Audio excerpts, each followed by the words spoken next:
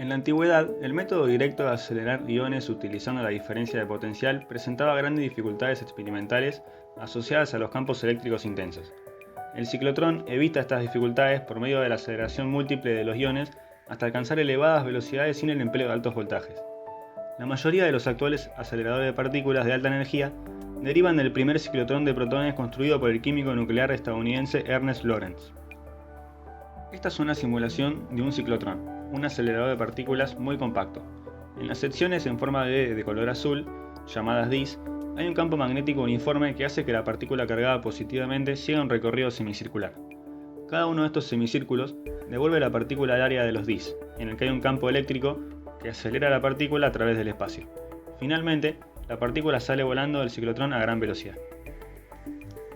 El ciclotrón consta de dos placas semicirculares huecas que se montan con sus bordes diametrales adyacentes dentro de un campo magnético uniforme que es normal al plano de las placas y se hace el vacío. A dichas placas se les aplican oscilaciones de alta frecuencia que producen un campo eléctrico oscilante en la región diametral entre ambas. Como consecuencia, durante un semiciclo, el campo eléctrico acelera los iones formados en la región diametral hacia el interior de uno de los electrodos, los DES, donde se les obliga a recorrer una trayectoria circular mediante un campo magnético y finalmente aparecerán de nuevo en la región intermedia. El campo magnético se ajusta de acuerdo al tiempo que se necesita para recorrer la trayectoria semicircular dentro del electrodo, mientras ésta sea igual al semiperíodo de las oscilaciones. En consecuencia, cuando los iones vuelven a la región intermedia, el campo eléctrico habrá invertido su dirección y los iones recibirán entonces un segundo aumento de la velocidad al pasar al interior de la otra D. Como los radios de las trayectorias son proporcionales a las velocidades de los iones, el tiempo que se necesita para el recorrido de una trayectoria semicircular es independiente de sus velocidades. El tiempo que tarda en dar media vuelta es por tanto independiente del radio de la órbita. Los rayos catódicos fueron un gran misterio durante la segunda mitad del siglo XIX.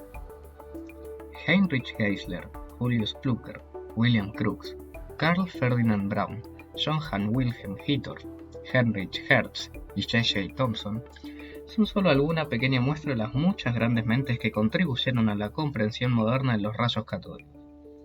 El tubo ilustrado en la simulación contiene un electrodo negativo, el cátodo, en un extremo, y un electrodo positivo, el ánodo, en el otro. Se transmite un alto voltaje al tubo de rayos catódicos, lo que induce al cátodo a transmitir electrones, esencialmente una corriente eléctrica.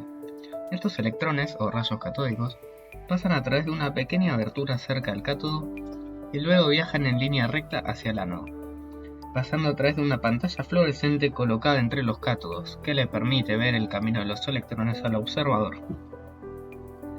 Moviendo el imán podemos observar los efectos del campo magnético sobre la corriente eléctrica producto de la fuerza de Lorentz.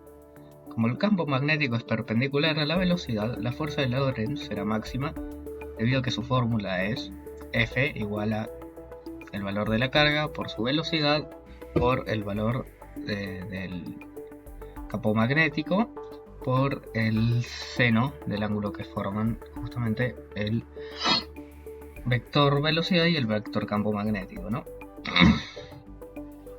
Y debido a que son perpendiculares es de 90 grados, por lo tanto su seno es igual a 1. La fuerza es perpendicular al vector velocidad y el vector campo, logrando así que la dirección de la carga se vea afectada cada vez más a medida que se acerca al imán. Cuando cambiamos el sentido del imán, cambia la dirección de la corriente, siendo literalmente opuesta. El tubo de rayos catódicos es una tecnología que permite visualizar imágenes mediante un haz de rayos catódicos constantemente dirigido contra una pantalla de vidrio recubierta de fósforo y plomo. Básicamente, el dispositivo consiste en un tubo de vacío de vidrio en el que se genera una imagen cuando se calienta una placa cargada negativamente, llamada cátodo, para que emita electrones. Estos electrones se enfocan y se transmiten en una superficie recubierta de fósforo, que brilla cuando es golpeada por radiación. Para que este resplandor, y por lo tanto imagen, aparezca en toda la pantalla, el haz de electrones debe desviarse a todos los puntos posibles de la pantalla.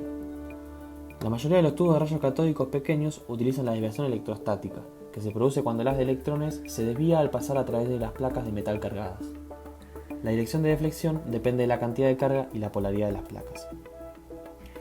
Cuando la simulación se encuentra en modo manual, el haz de electrones emitido por el cátodo en el cañón de electrones golpea el centro de la pantalla hasta que uno de los dos imanes externos se mueva. Se observa que al mover un imán verticalmente, se desvían los electrones de manera horizontal y viceversa. Eso se explica con la regla de la mano derecha. Los dos imanes permanentes que se muestran son útiles para representar el principio de deflexión electromagnética. En los tubos de rayos catódicos reales, sin embargo, se utilizan dos pares de bobinas electromagnéticas para doblar haces de electrones.